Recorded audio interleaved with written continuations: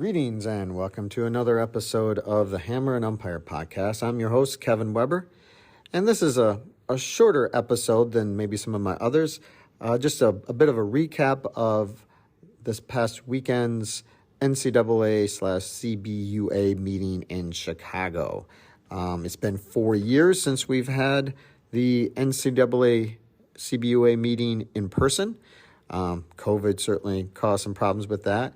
They had gone on to a schedule before that to have like an every other year kind of situation, which is fine. I mean, it costs money to get there for pretty much everybody. Some people got to fly in. Of course, you got hotel, food, parking, gas, whatever, all those kind of costs that you have to deal with. I know it costs me money to go there, maybe a little bit less than some other people, but still it does. I stay there 2 nights in the hotel there at the Westin in Chicago, and I really like the in-person meetings, though, and I particularly like this one because, man, I got to see a lot of people that I hadn't seen for a while, and over the last 4 years, I've gotten to know a few guys that live in different states, that I've been lucky enough to work with in various capacities, and I got to see them and say hi to them. It's fun to go out to eat Friday night with, we had about 10 guys. We went and got some food, and we're able to talk about stuff. And that was cool. Then, got to see guys during the meeting from time to time on Saturday and catch up with them a little bit. That was very cool. So I really appreciate that. And that can't be replicated online, of course, right? But I understand why they try to do that. It certainly cuts the cost down as well. And I think that the in-person sessions, which I'll be talking about in a couple of segments here today, I think that they are much more valuable in person than they are online. I mean, I can do the online learning. I'm an educator myself by trade, so I understand that, and I can get what I need to get out of it. But it's a lot better when you have people in person making the presentations. So I do have a couple of segments.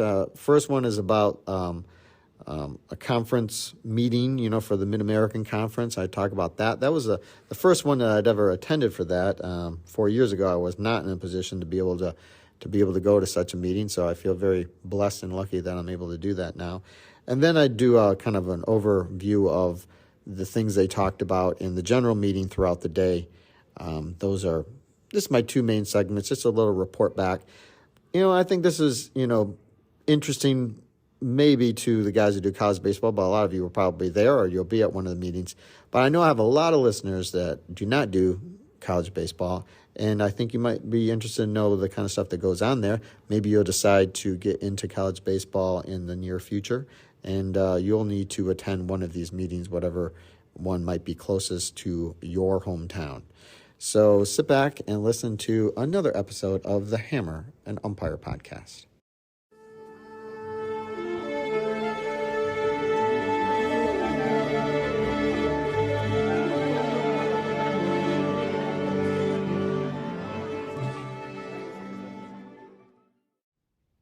Well, bright and early this morning, 6:45 a.m. to be exact, we had the conference staff meeting for the Mid-American Conference, or the MAC as we call it here in the Midwest.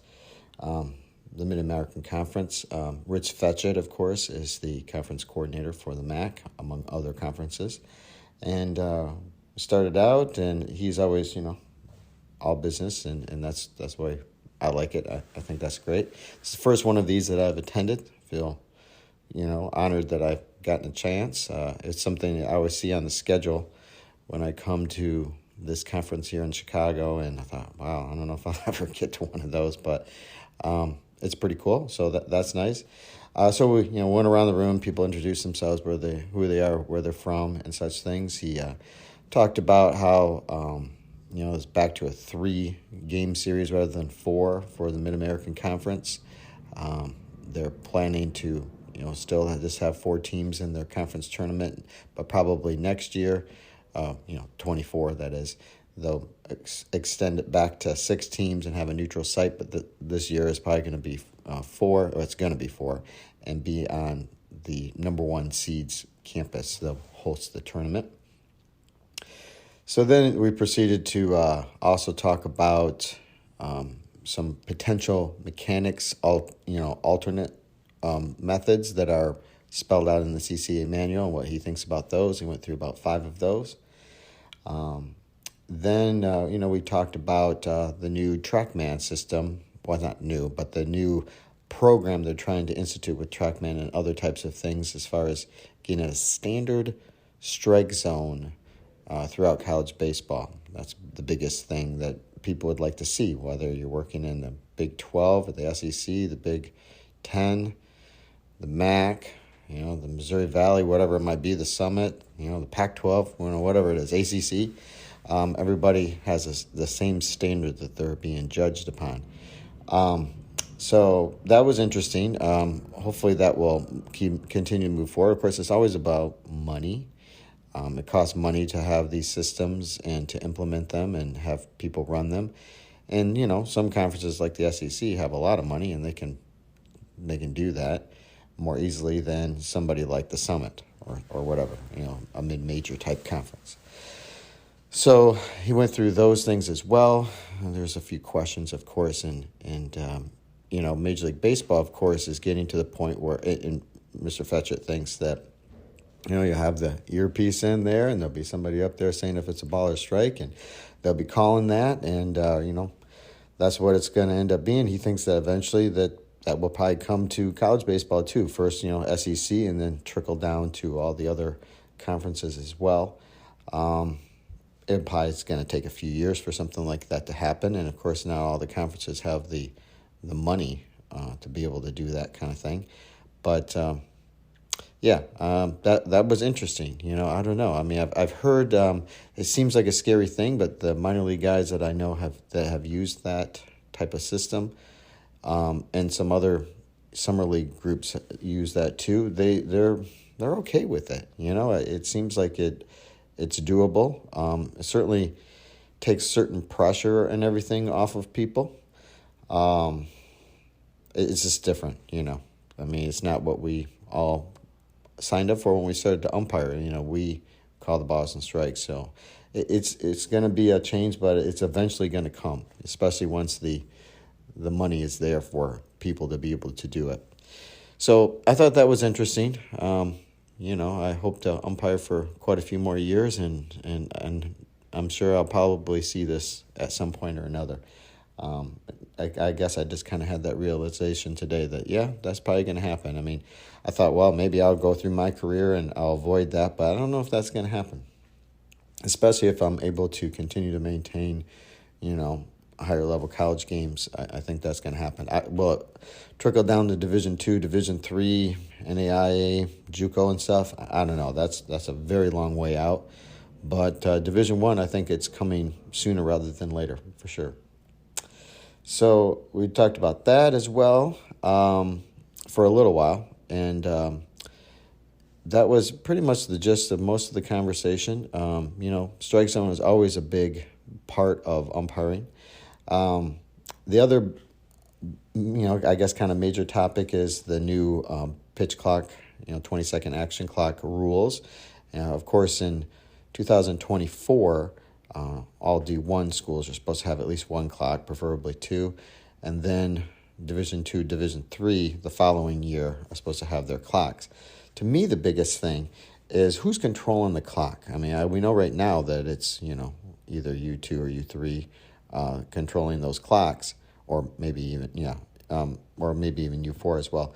But if they can pay somebody to get control of the clock and train somebody on how to do it and take that out of the umpire's, responsibilities, I think that would be great. And Rich Fetchett talked about that he's pushing for that in his conferences to have that happen. He mentioned that over at University of Michigan, where they do have the clocks visible and everything, there's a student person that they trained that does it and does a great job. So, and he says maybe even better than some of the umpires, which it is a tricky thing to do. I mean, you have all your responsibilities, whatever spot you're at, and that's hard to do, to make sure that you're starting and stopping the clock, doing all this. You're trying to watch for a balk. You might have a play, all that kind of stuff. It's kind of a crazy thing when you're trying to be the timer. So I think that would be wonderful if they were able to do that. Because to me, we all know, like I don't care what way you do it, if you got the thing on your belt or you've got some kind of stopwatch or whatever, we kind of fudge those things sometimes. Started a little late, or you forget, whatever, or it might be going off within a second and you just kind of let it go. And if it's visible out there and you're the one controlling it, man, that's a whole can of worms and some arguments if you're not doing it right, or if you just naturally just kind of mess it up or something. I mean, because that happens sometimes. We all know that. Nobody's perfect with that. Some people are better than others with it, but, it can be a potential problem. But if you have one person that's their specific job to do that, I think that that would be very, very beneficial for the umpires. And I hope that happens. So that was the gist of the meeting. I'll report back on some of the other happenings and some other segments.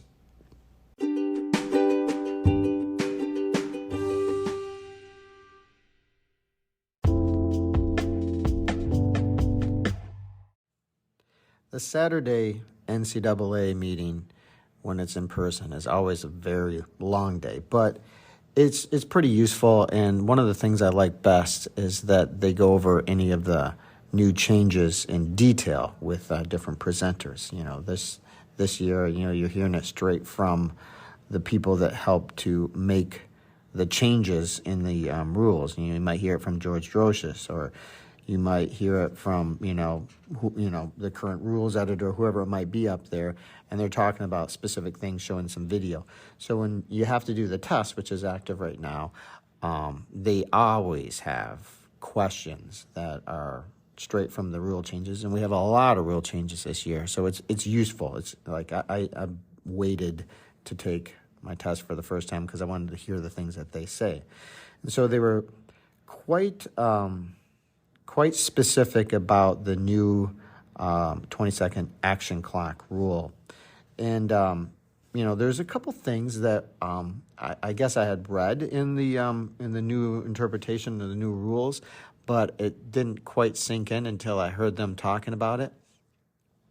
A couple of the big things, of course, that we should know is that the clock doesn't stop until the pitcher starts his motion toward the plate. He starts his wind-up or he starts his delivery toward the plate. Whereas before it was like when it became set, then it would stop. And they mentioned a few occasions how if a pitcher steps off and tries to get a runner that's too far off a base, put him out or whatever, that he has to tag him out. Otherwise, it would be a 20-second violation. Now, I think the rule is going to be better once we get it going. It's always going to be a bit of a mess at the start of the season, especially in the South when people are working games down there. Because the whole idea of just doing that weak fake to a base when you step off and reset in the clock was a bit of a travesty to the rule. And now, of course, you get one free step-off reset per batter, which I think is legit. That's fine. And then, it's pretty much on you to make sure that, you pitch after that if you're the pitcher. Of course, they made the change with the 10 seconds left that the batter has to be alert and ready in the box. And that is a problem with all of us that have the box timers, like I have one, in that our timers will go off after the 20 seconds, of course, but they buzz at 5 seconds. That's when the batter was supposed to be there before, if you recall. And now we're going to have to all get them reset or send them in. I don't know if it's going to be a bit tricky for the companies to get those out to people before the start of the season. I don't know how easy that's going to be. We'll see, I guess, how that works. But the whole concept of having the visible clocks, for Division I next year, then 2 and 3 the year after, man, I mean, I know they can't mandate it this year. They highly suggest it, but it's going to be tricky to enforce it when people can't see the clocks, because that's always going to be the excuse. And they talked about that, but they're very specific in certain situations and what a pitcher does, and I thought that they clarified that very well in our meeting, and they took a good deal of time with that. The other thing that they took a good deal of time with was sportsmanship issues. And of course, we've got some new rules that deal with the sportsmanship issues with, celebratory things outside of the dugout and props and things like that. And they talked about, you give the warning for it, and then the next time it happens, whether it's the same player or not, that brings the prop out, they're the one that's ejected. And of course, then if it happens after that, then the offender again gets ejected, plus the head coach.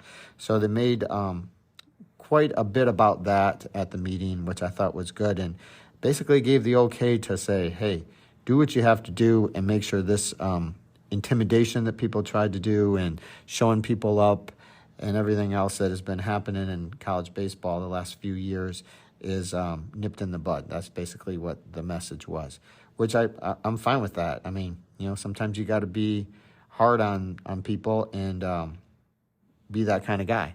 So there's, of course, some people that are not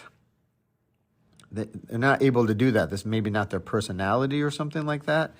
But I guess if you're going to be a good college umpire, and if you're somebody that wants to move up, you're going to have to figure that out and do what you got to do. Within the rules, it's the rules. You're just maintaining the rules that you're supposed to maintain by the NCAA, and obviously your coordinators as well. So I thought both of those are probably the two big highlights. I mean, they talked about several other things as well. The other very significant thing is the whole concept of the new strike zone initiative. And they had GLIAC, the SEC coordinator, via video for us, talking about that because he's one of the spearheads of this strike zone initiative and trying to get a strike zone that is common for all parts of the country. I hope it really happens, and I think it is going to eventually trickle down to all parts of college baseball in the coming years, but definitely Division I first.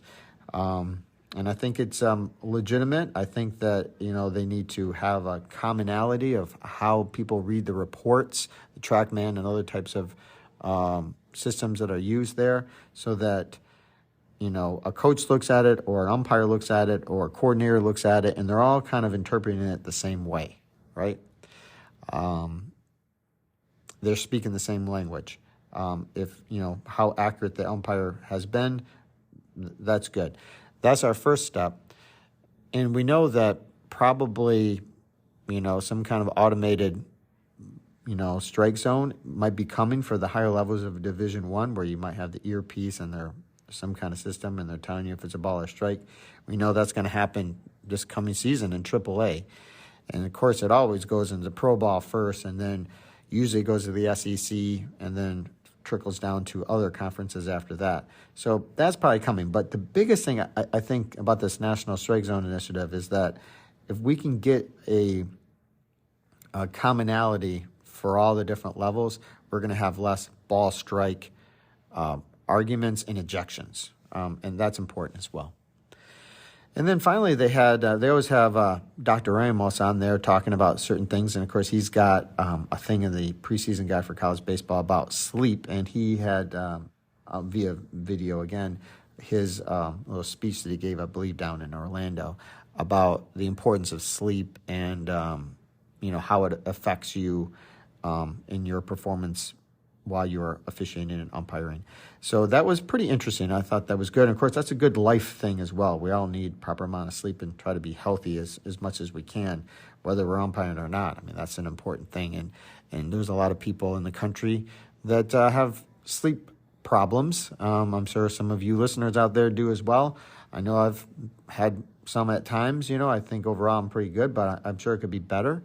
And it's something definitely to look at. So your health is definitely an important thing. This is a time to be thinking about that. You should be thinking about it all the time, but definitely here, January, February, just before the season starts to get going, this is a time to start making sure you're in shape and eating properly, sleeping well, getting yourself ready for the coming season so that you're ready to hit the ground running when it finally happens.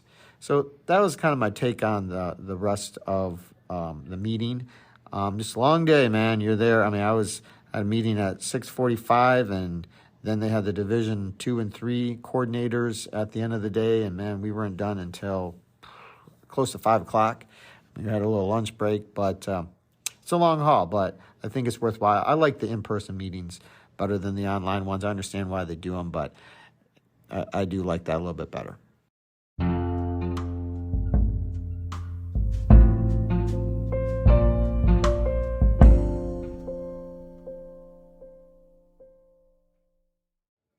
Well, thanks for listening to another episode of the Hammer and Umpire podcast. I appreciate you getting to the end. It's a little bit shorter episode, just trying to give you a little take, at least my take, I guess, on the happenings at the NCAA meeting, and hopefully you found that a bit interesting. Now it's on to doing the different tests. We got the NCAA test available now. I'm sure all my other college umpire friends and colleagues out there are working on theirs. We get 2 tries. You got to get at least 85% so that you can maintain your eligibility to do postseason. And for those of us that do Division I games for Rich Fetchit, we have to get 85% or otherwise you're going to lose your game. So that would not be cool. Anyway, I had a little meeting last night with several other local college umpires, and we talked through some of the questions as well. Usually it's not too challenging to get the 85%. You know, the whole concept is that they want you to dig into your rule books, and they certainly always have questions on any new things that are happening so that you're familiar with those, so that hopefully you can adjudicate those things the best that you can in the start of the season, and we can have some consistency. That's the biggest thing. We want consistency throughout the country and from game to game, of course, too. So I'll be working on those things, and then the NAIA tests will be coming soon. High school tests, of course, are coming very soon for everybody as well. And there are a few changes there, which I've talked about in the past, but I'll get to more of that. Right now, the last couple of weeks have been more of a college baseball focus because those are the happenings right now. I'll have more of a full-length regular episode coming soon, but I thought I'd put this one out there for you guys to get you thinking about a few things and maybe get yourselves in your rule books and getting yourself as prepared as possible for the start of the season in just a couple of short months. Until then, keep calling strikes.